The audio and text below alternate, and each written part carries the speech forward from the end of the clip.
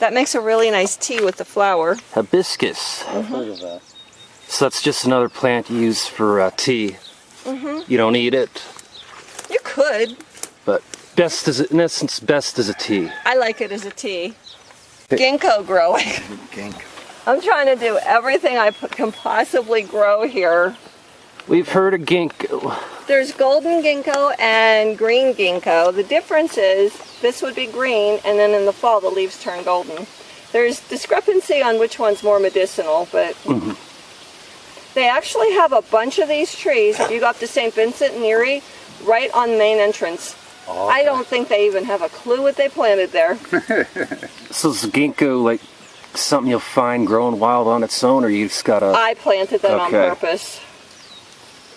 On these things. Okay, this But wild... you'll see they'll turn red. Okay, this is the wild rose, invasive. It's also called multiflora, but any rose will have the hip. That's his bulb part underneath Right here. below the flower. Right below there. And in the fall, all the flowers will be gone and these hips will be left. The hips will turn a dark red. That's when you harvest them, provided you could beat the birds. They're very high in vitamin C. That's the name, vitamin C from rose hips. Obviously. It's comfrey. Comfrey is very healing. You don't want to eat it. But it helps with like healing broken bones. Just Yeah, you make Dan actually got kicked by a horse and he broke his hand. And I took him out comfrey to put compresses on, and it's healing very nicely. So basically you just... I use it in salves too. You basically just take it like... mash it up and then You make say a put it poultice on. out of it, yeah. You mash it up and could add a little bit of water. Oh, something I forgot to mention with the jewelweed. You can make a poultice out of that also, and with this. But the jewelweed, basically, you want to get to because it doesn't have a really long season. It starts getting dried up in August. And if you get poison ivy frequently, which I used to, like I'd get poison ivy in February.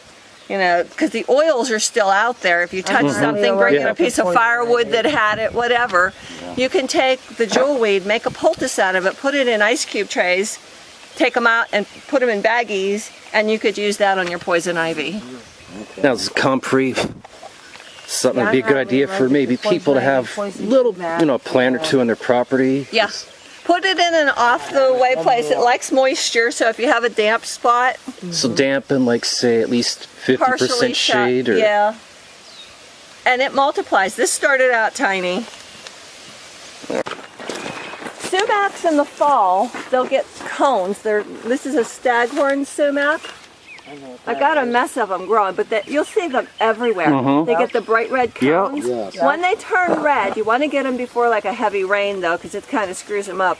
You can take those cones and soak them, and you can make a really nice pink lemonade with it. And it's very high in vitamin C. I got a question to ask you. They said there's two types of sumac. There's a poisonous sumac that is similar to this. That would have white. Okay. oh, the white pods are. Pods, yeah. This is a staghorn sumac. It has the red horns. Okay. Totally, you could tell them apart, no problem. Got like I thought I asked a question. Of those. Yeah.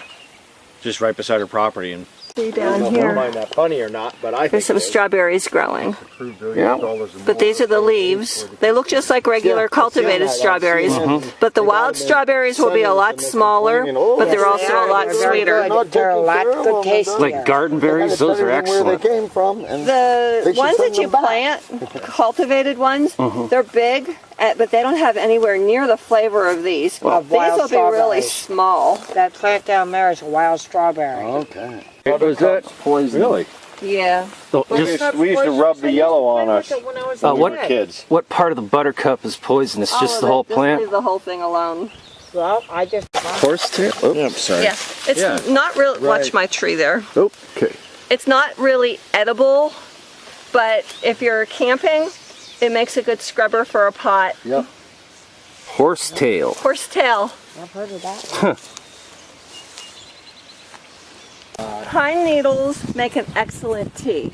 I've heard that. And they're medicinal too for, I don't remember what. But Isn't it they got a lot of vitamin C in them? Yeah. Two big trees. But what's the difference between like a pine tree and a fir tree, or is there a difference? They're all conifers. There's the spruce, there's the pine. The pine, I think, have the longer needles. I think this is a blue spruce. That's a blue spruce. So either the spruce or If you just... sit there and you get a Douglas fir, they smell like oranges. The concolors, they smell like oranges. Short right now. Queen Anne's lace.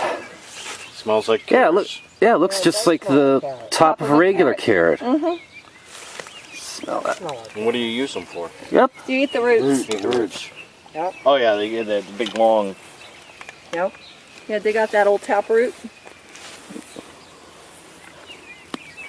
They actually makes an edible, but it doesn't Ironweed? taste real good. Yeah. So in essence, if you can find something else, go with that. Yeah, but if you're really, really super hungry, What's the difference between the ironweed and that other one? the other one, bone set, I'll try to find some of them. You could tell the difference. The bone set has really cool leaves. The stem grows right up through the leaves that come out like this. That's something to look at. See how it sent up a stalk? Windex is what. That's second year. Windex or make edges. So the need burdock, to you basically want to let it go for a while before doing anything with it? No, or- this, you want the first year. This is second year. It's sent up the stalk and it's going to make the burrs, the seeds. If you do this, you want to get it when it's small. What is this? Burdock, burdock. second year. According to homeopathy, Quaking aspen trees. Somebody was talking about those, and what is there? We were talking about them at work. well, the significance of them is, see, whenever the wind blows, the leaves shimmer. Mhm. In homeopathy, the belief is like cures like. It was believed that the quaking aspen will cure epilepsy. So they think that there's something to that. Wow. Thistle. Uh-huh. No, not milk thistle. Oh, Just This is common thistle. Let's talk about thistle. So a little prickly there. Yeah. But that's good for crushing up or to make not making tea. So what do No, you, you eat this. This is Lucas' favorite coleslaw. Yeah. so how do you process the thistle? Yeah. You You wanna should eat wear the leaves? gloves You want to eat because the leaves, or no. Here, I'll show you. Careful. well, it's got barbs on it, huh? Yeah. Yeah, a little prickly.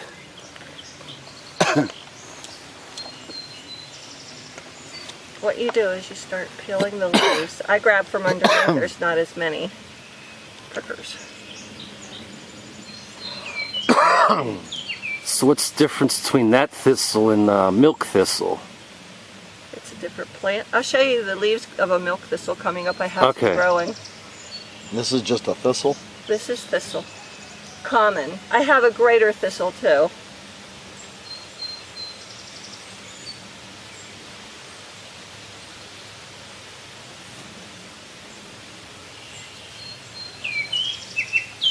At that time. Then you take your scrubber, cut the root off.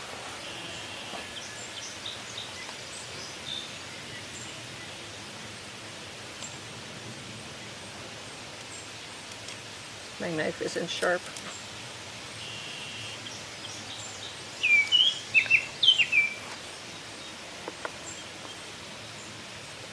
So you're just like scraping off a thin coating on Scraping it? off the prickers that I didn't get off with peeling. Then you take this and shred it. Great coleslaw. I love It coleslaw. really is. It tastes like cabbage. Does it Yep. really? Oh boy. It cures asthma. Mullein, how do you spell that? Mullien. You could take the leaves and dry them and smoke them if you're having an asthma attack. Smoking to help This asthma. plant right here. Yeah, these fuzzy. Okay, and it's called Mullein. Mullien. Oh, that's neat looking. This is the second year. They send up they're in a rosette. You could harvest the leaves, but they'll kill the plant because they'll come up the next year and send seeds. And they grow in the oddest places.